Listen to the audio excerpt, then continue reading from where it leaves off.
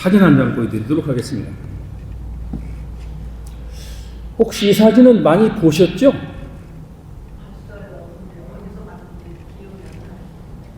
네, 사진 한번 자세히 보시기 바랍니다.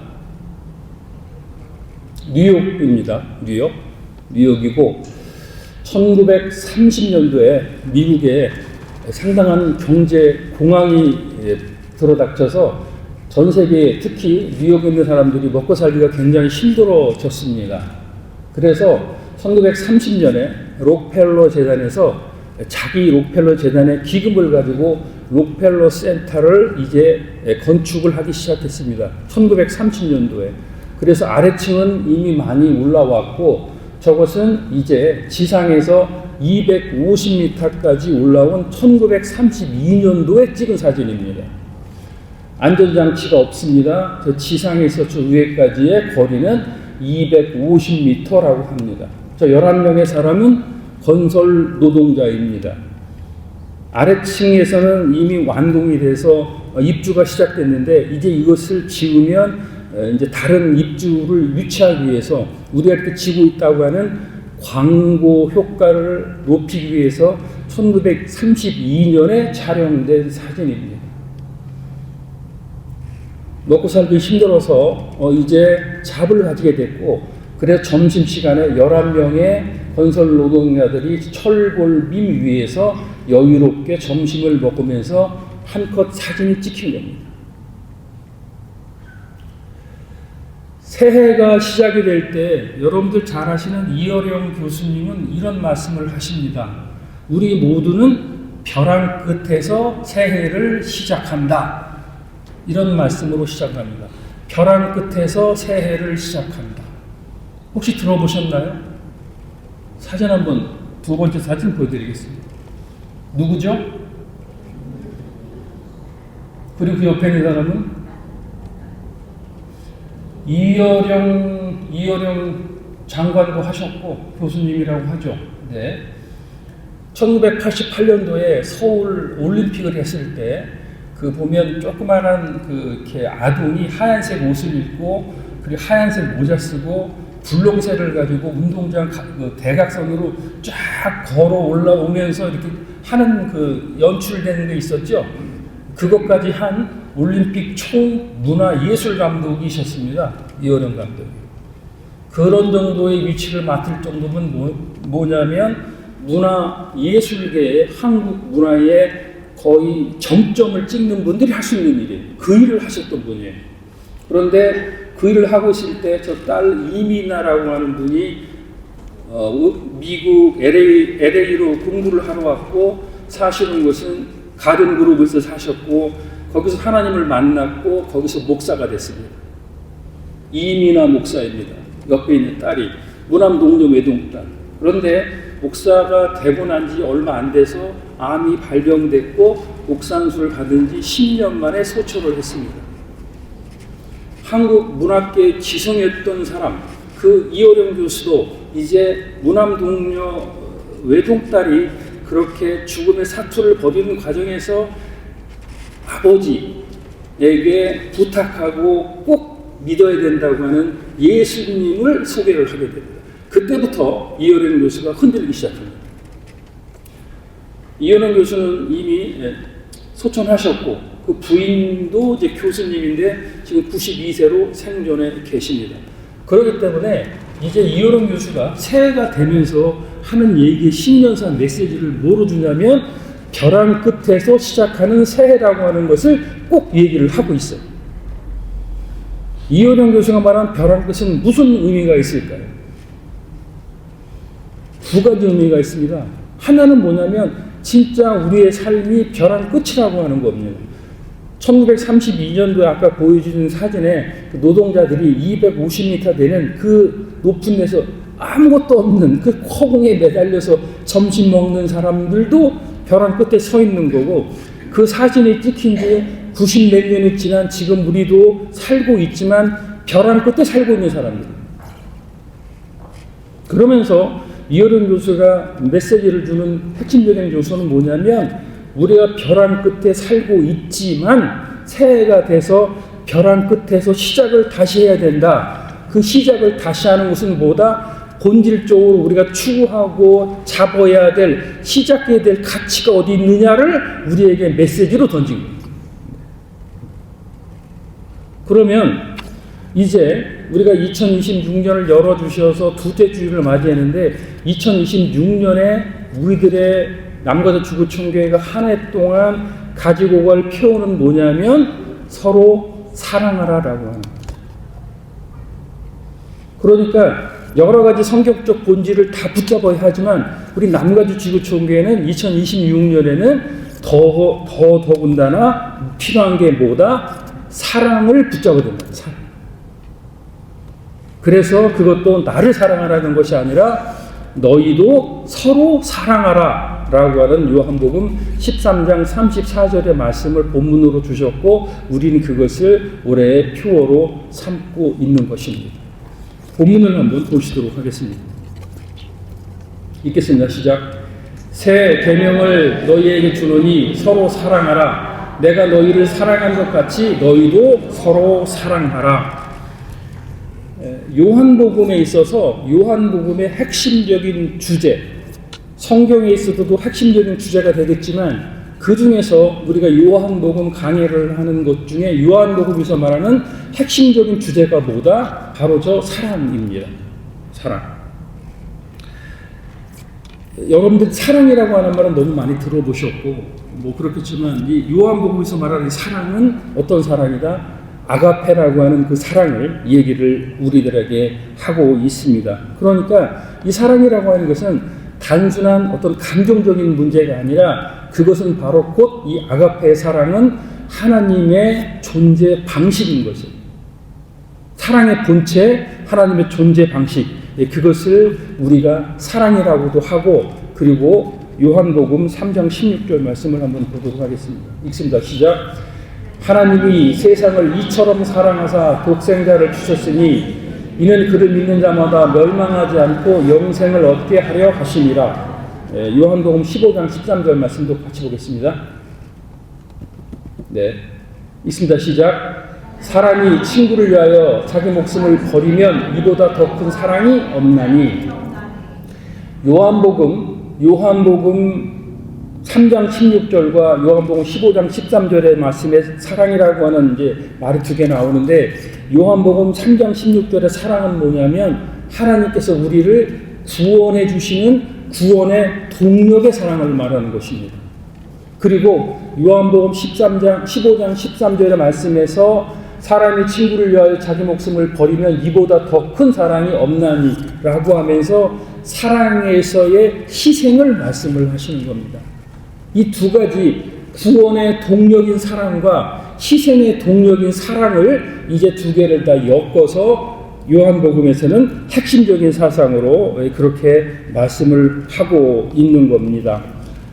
우리가 이제 연말이 돼서 요한복음 강해가 13장에서 계속 이렇게 잘리고 이런 과정이 있었는데 결국엔 뭐냐면 요한복음 13장 우리가 본문을 읽기 전에 했던 13장에 나왔던 초반부가 뭐냐면 세족식이라고 하는 장면이 있습니다.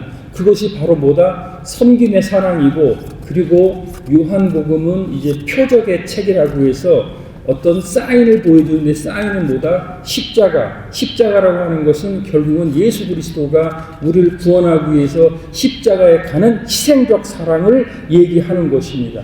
그리고 그 사랑의 행태를 보여주면서 새 계명을 너희에게 준다. 새 계명이 뭐다? 너희도 서로 사랑하라 라고 하는 계명을 주시게 된 겁니다. 그러면 구약에는 그런 사랑에 대한 얘기가 없었느냐? 사랑에 대한 얘기가 있었습니다. 레위기를 한번 보도록 하겠습니다. 레위기 19장 18절 말씀 읽습니다. 시작. 원수를 갚지 말며 동포를 원망하지 말며 내 이웃 사랑하기를 내 자신과 같이 사랑하라. 나는 여호와니라. 이 말씀은 이제 구약에 나오는 말씀이죠. 레위기 이웃사랑을 말씀을 하고 있는 것입니다. 이웃사랑. 그런데 이제 구약에서의 이웃사랑에서 확대된 개념으로 오늘 본문에서의 말씀은 뭐냐면 내가 너희를 사랑한 것 같이 너희도 서로 사랑하라라고 하는 말씀을 주신 거예요. 그러니까 예수님께서 구약의 말씀을 가지고 그 말씀을 가지고 본인이 실행으로 행동을 해주셨고 그 행동이라는 것은 바로 뭐다? 십자가에서 우리의 구원을 위해서 돌아가신 것이고 그 사랑을 받았던 너희들이면 이제 어떻게 해야 되냐? 서로 사랑하라라고 하는 말씀을 주고 계신 겁니다. 여러분들 그 작년에는 우리가 전도폭발 훈련을 받았나요? 안 받았나요? 생각나시는 분 혹시 있으세요? 최 권사님? 작년에는 안 했죠. 왜 안 했죠? 너무 어렵다고 뭐 그랬죠. 예. 전도 폭발을 해야 되는 이유는 전도를 꼭 해야 되는 두 가지 목적도 있지만 전도 폭발이 갖고 있는 복음의 핵심적인 내용을 우리가 항상 알아서 암기를 해야 됩니다. 그렇지 않으면 우리가 왜 신앙생활을 하는지 신앙생활의 목적이 뭔지를 찾고 이렇게 혼돈할 수가 있어요. 그래서 복음 제시의 측면에서 오른손 5개를 펼치면서 그 5개를 하나씩 외우라고 하셨던 걸 혹시 생각나시나요? 네. 그래서 전도 폭발에서 복음 제시를 하려면 5가지가 꼭 필요한데 첫째가 뭐라 그랬죠? 전도 폭발에서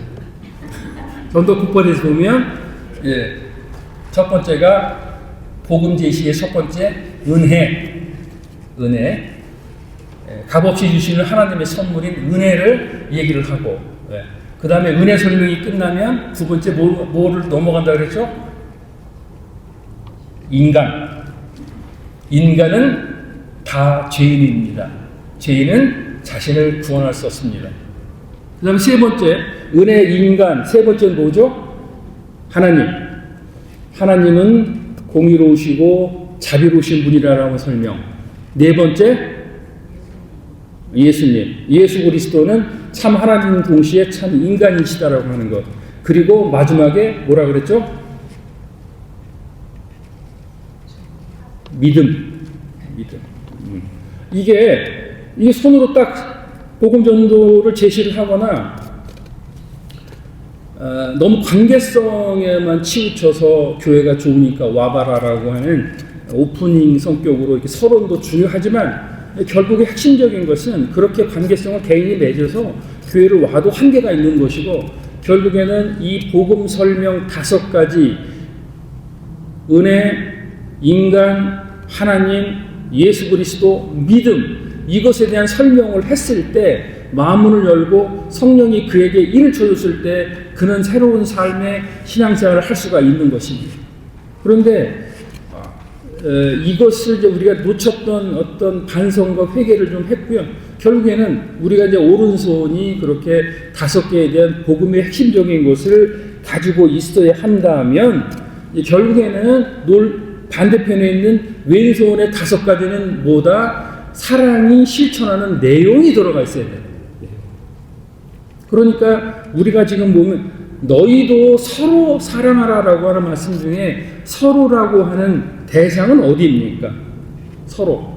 1차 대상은 같은 제자들, 그러니까 같이 신앙생활을 하는 공동체 교회를 뜻하는 것입니다. 1차 대상은. 그러니까 교회에 오신 분이나 교회에 등록하시거나 같이 예배드리는 분들을 서로 사랑하라는 말씀입니다.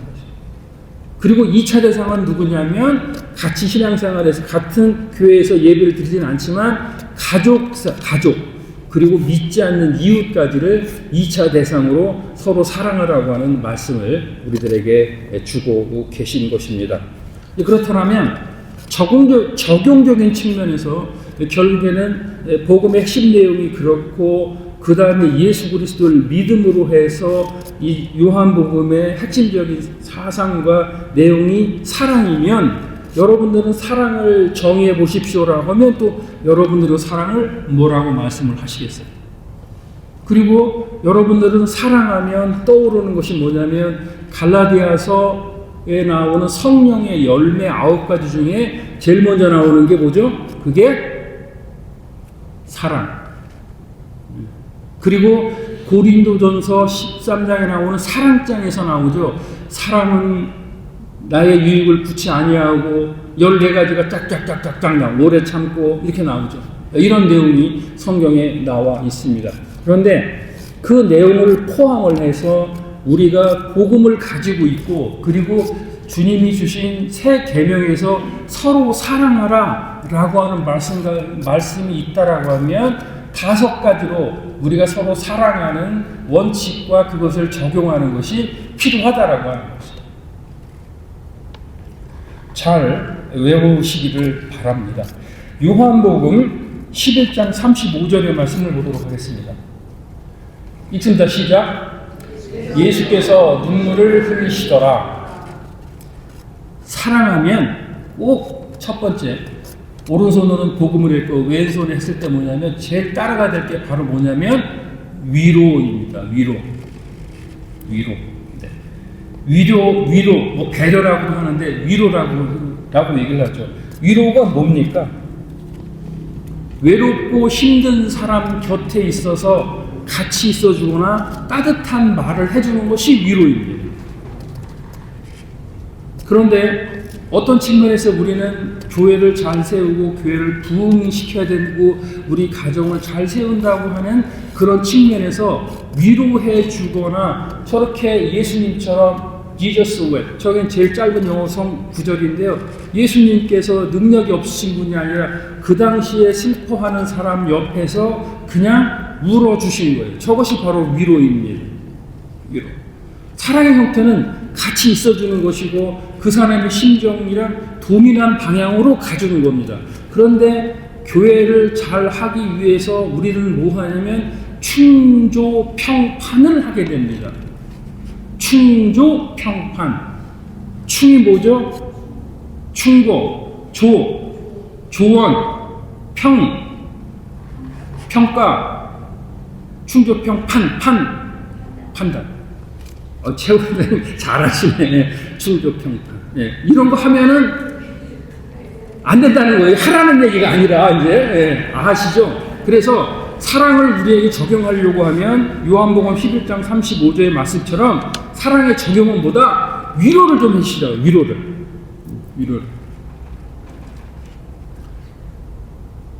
전날까지 같이 막 뭐 이렇게 아무 일 없이 있다가 어느 날 갑자기 교회 카톡방을 팍 나가버린다. 그러면 그때 그런 상황을 닥치는 여러 사람의 심정이 있겠죠. 그런데 그 심정 속에서 그때 뭐를 잘못했어 그러지 않냐고 따다다다 나오는데 그 잘못했다고 하는 것이 머리에 인식이 될까요? 안 됩니다.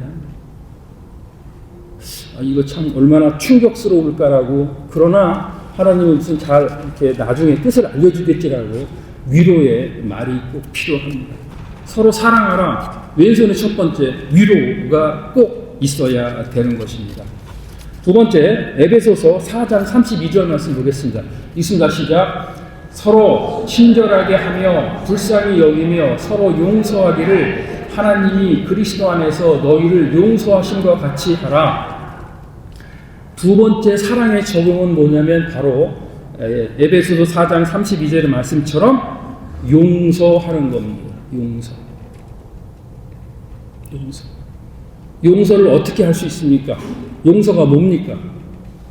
용서라고 하는 것은 우리의 죄값으로 해서 우리가 죽어 마땅하고 지옥에 떨어져야 하는데 하나님 아버지의 독생자 아들 예수 그리스도의 십자가 죽으심으로 그 보혈의 피로 우리가 죄 사함을 받은 것이 바로 용서입니다.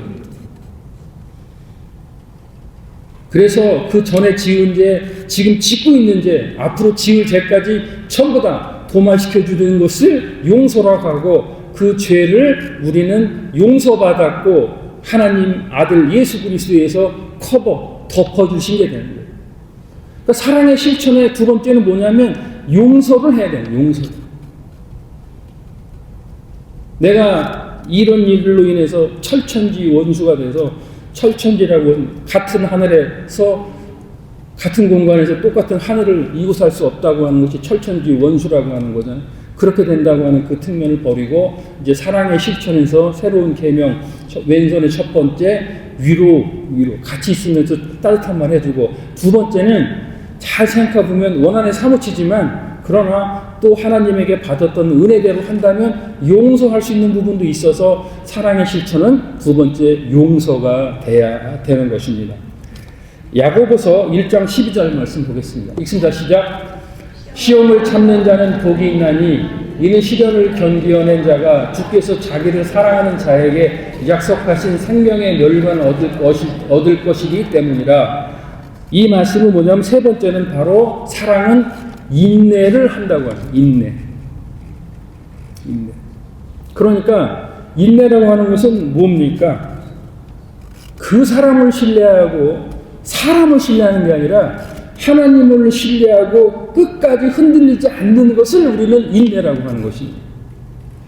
그러니까 사람을 보고 환경을 보고 세상을 보면 안 흔들릴 수가 없는 것을. 그런데 이 인내라고 하는 것은 신실하신 하나님이 하신 일이고 하나님이 중간에 과정을 갖고 계시고 결과를 갖고 계시다면 사랑의 마음이 있는 사람은 어떻게 된다? 인내를 해야 된다. 인내. 그런데 이제 우리는 사실 이제 이렇게 이해를 할 수가 있을 겁니다. 예전에는 불 꺼놓고 영화관에서 2시간 영화를 봤는데 요즘에 2시간 넘어가면 너무 길어서 영화도 안 보고 유튜브를 정리하는데 1시간 40분, 20분 그리고 15분, 10분짜리도 이제는 안 봅니다. 그래서 나온 게 10초에서 7초 쇼츠로 해서 그걸로 승부를 본단 말이에요. 그러니까 어떤 기다리고 상황을 보고 그런 것이 아니라 바로 가볍게 그냥 결정해버리고 이렇게 하기 때문에 사실은 하나님이 무슨 역사할 수 있고 하나님이 오래도록 무슨 일을 하려고 하는 것을 우리는 기다리지 못하고 흔들린단 말이에요.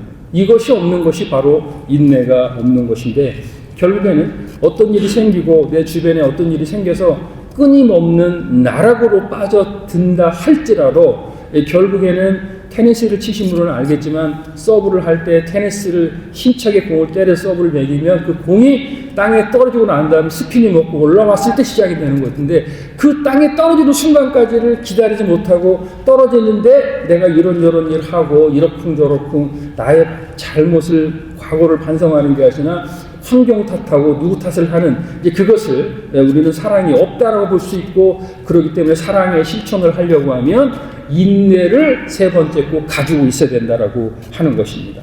누가복음 12장 48절 말씀 보도록 하겠습니다. 읽습니다. 시작. 알지 못하고 맞을 일을 행한 종은 적게 맞으리라. 물은 많이 받은 자에게는 많이 요구할 것이요 많이 맡은 자에게는 많이 달라 할 것이다. 사랑의 적용 네 번째는 바로 책임입니다. 큰 일을 해서 큰 책임을 지고 작은 일을 해서 작은 책임을 짓는다는 그런 뜻이 아닙니다. 하나님 앞에서는 큰 일을 맡은 사람이나 작은 일을 맡은 사람이나 그것을 신실하게 감당해야 될 의무가 있는 것입니다. 그런데 우리가 나만 생각하지 않고 딴 상대방을 생각한다고 하면 그것이 책임으로서의 역할을 능히 감당할 수가 있는 것입니다. 내가 이번에 식사를 준비하지 않고 콩나물을 무치지 않고 비빔밥을 만들지 않으면 우리 20여 명의 성도들이 점심을 못 먹는구나. 어떻게 하든지 점심을 먹을 수 있도록 준비를 해야 되겠다라고 하는 것이 그게 바로 책임이고 성실한 의무를 갖게 되는 것입니다. 그런데 사랑이 없는 사람은 저 책임감조차가 없습니다. 왜냐하면 나만 그냥 내가 역할을 감당한다고 해서 사라져버리고 나면 그 다음에는 어떻게 되든 말든 여러분들 자식 나놓고 애가 지금 초등학교, 중학교 다녔는데 잘 있어라 나는 간다 가출해버린 부모하고 하나도 틀릴 게 없는 것이 바로 그 책임의 문제인 것입니다. 사랑의 마음이 있는 사람이면 책임하는 마음도 분명히 있는 것이고 그 책임을 갖는 마음은 뭐냐면 하나님 앞에서 크고 작은 일이 없는 것입니다. 그렇기 때문에 그것을 우리 사랑의 실천으로 생각을 해야 됩니다. 구약에 보면 다윗이 8째 아들로 무슨 일을 했습니까? 양치기를 했습니다. 목동이었습니다. 그렇지만 그 자기에게 주어진 여러 가지 양을 지키기 위해서 사자나 곰의 위협이 있으면 목숨 걸고 그것을 지켰습니다. 그 작은 일에 충성했기 때문에 하나님이 그를 높이 들어 사용했고 그리고 구약 전체를 보면 나의 마음을 시원하게 한 사람은 다윗밖에 없다라고 그렇게 말씀하시고 다윗 구약 전체를 보면 한 살부터 70세까지 그의 일생이 자세하게 기록되어 있는 것이 바로 구약의 내용입니다. 여러 가지 내용이 있겠지만 그가 갖고 있는 책임감, 그것이 사랑의 실천이고 하나님의 마음에 합한 것입니다. 마지막으로 에베소서 5장 2절의 말씀을 보도록 하겠습니다. 읽습니다. 시작. 그리스도께서 너희를 사랑하신 것 같이 너희도 사랑 가운데서 행하라. 그는 우리를 위하여 자신을 버리사 향기로운 제물과 희생제물로 하나님께 드리셨느니라. 사랑의 다섯 번째 실천은 뭐냐면 바로 희생입니다. 희생. 희생이 뭡니까? 희생이 뭡니까? 불쌍해서, 가여워서 내 가진 것을 내어주는 것이 바로 희생입니다. 여러분들에 있어서 나는 이런 희생을 해봤다 라고 하시는 거 있으십니까? 있으십니다. 그게 누구냐면 여러분들의 자식들입니다. 저도 그런 사랑을 받았고 여러분들이 지금 그런 사랑을 하고 계십니다. 왜? 내가 낸 자식인데 얘가 하는 게 너무 불쌍해. 지금 처해 있는 처지가 너무 힘들어해. 가여워. 그러니까 내가 줄 수 있는 거 다 줍니다. 돈도 줍니다. 집도 줍니다. 줄 수 있는 거 다 줍니다. 지금까지도 줘왔고 앞으로도 더 줄 겁니다. 사회화는 그런 거 없습니다. 무조건 다 남겨준다. 뭡니까? 바로 희생입니다. 성경에서 말하는 희생, 이 희생제물이 나의 확대된 내 자식을 포함을 해서 사랑하는 이유까지도 같이 하라는 그 뜻을 주신 겁니다. 그래서 서로 사랑하라라고 하는 그 측면의 다섯 가지 실천 적용 한번 볼까요? 처음에 뭐라 그랬죠? 위로, 두 번째 용서, 세 번째 인내, 네 번째 책임, 다섯 번째 희생. 이것이 사랑의 다섯 가지 핵심적인 실천 요소가 되는 것이고, 남바드 지구촌교회는 2026년에 이 서로의 대상은 1차로는 우리 공동체, 교회 식구들이고, 그리고 2차로는 우리 가정과 믿지 않는 이웃까지도 포함하는 이 다섯 가지의 실천 과정을 우리들에게 주고 있는 것이고, 그를 향해서 우리가 나가야 되는 것입니다. 사진을 좀 보여드리도록 하겠습니다. 좀 얼굴이 익으시나요? 아니면 처음 보시나요? 남자 사진 먼저 보겠습니다. 저 사람은 영화 배우죠. 게리 시나이즈. 1955년생 미국 사람입니다. 네, 영화 배우죠. 보신 분 있으실 거예요. 1994년에 포레스트 검프에서 이제 군인 중위 역할로 나오는데, 그 중위가 전쟁하다가 양다리를 잃었습니다. 그 양다리 잃은 군인으로 나옵니다.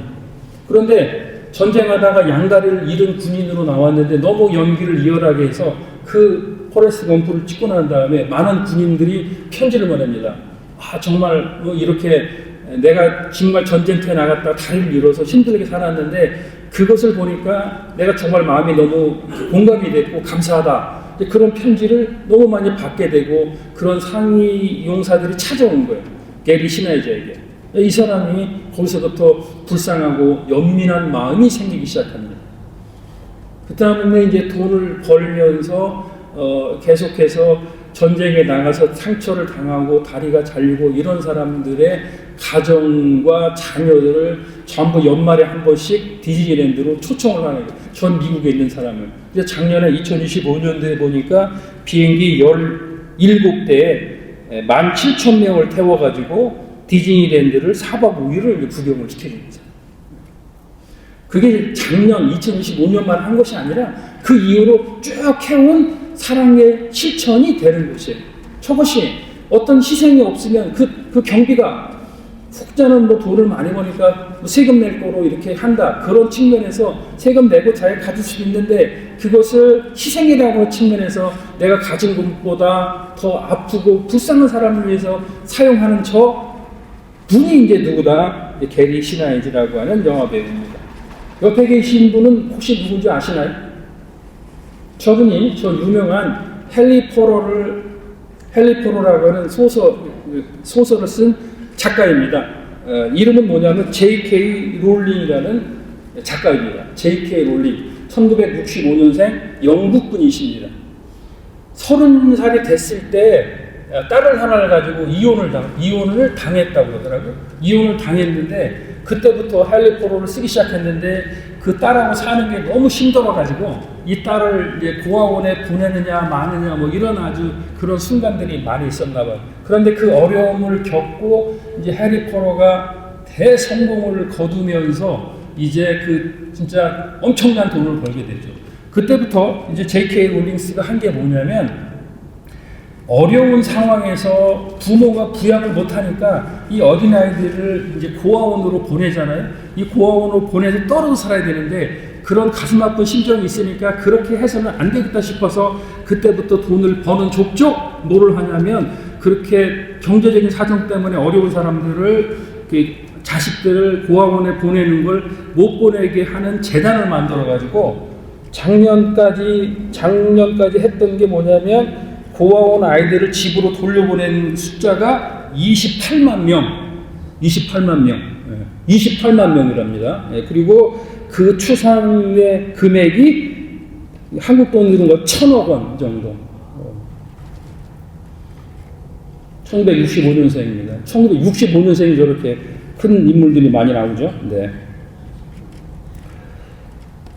말씀을 정리하도록 하겠습니다. 이제 복음은 그 요체는 바로 예수 그리스도십니다. 그리고 예수 그리스도의 요체는 바로 사랑이십니다. 그 사랑의 핵심적인 것은 뭡니까? 바로 우리가 죄와 허물로 인해서 죽어 마땅한 그런 벌어지도 못한 존재인데 하나님의 아들 독생자 하나님이신 예수 그리스도가 우리의 죄를 덮어주시기 위해서 십자가에서 죽으시고 그 보혈을 흘려주심으로 우리가 용서함 받고 죄사함 받고 천국에 갈 수 있게 됐다고 하는 것이 복음의 핵심적인 내용입니다. 그렇다면 결국에는 내가 사랑의 5가지 실정을 하기 위해서 먼저 필요한 것은 뭐다? 사랑의 본체이신 예수 그리스도로부터 사랑을 받아야 되는 것이다. 어디서 사랑을 받습니까? 교회에 나와서 예배를 통해서 찬양하고 기도하고 할 때 여러분들에게 충만한 은혜가 펼쳐주는 것이고 여러분들이 주중에라도 한번 아침에 성경을 읽어보시고 오늘 읽어보고 묵상하시고 기도하시고 그러는 가운데 하나님의 본체 예수 그리스도의 사랑의 핵심이 여러분들을 터치하는 거고 안아주는 거고 만져주는 것이고 그리고 이어령 선생이 얘기했던 것처럼 이제 우리들은 바로 그 유명한 영화 있죠. 지상에서 영원으로 From here to eternity 그것을 갖다가 해서 이어령 선생이 쓴 책이 있죠. 지성에서 영성으로 그런 본질을 추구하고 나가했을 때만이 우리가 천국에 이룰 수 있다라고 하는 확신을 갖는 것입니다. 거기에 여러분들은 절대 흔들리지 마시고 그렇지 못하는 사람에 대해서 부러움도 갖지 마십시오. 이제 곧 그것이 여러분들이 옳았다고 하는 그리고 성전에 나와서 예수 그리스도에게 엎드려서 고백하고 기도하고 예배드렸다는 참 의미가 어디 있는지 이제 곧 여러분들이 아시게 되실 것입니다.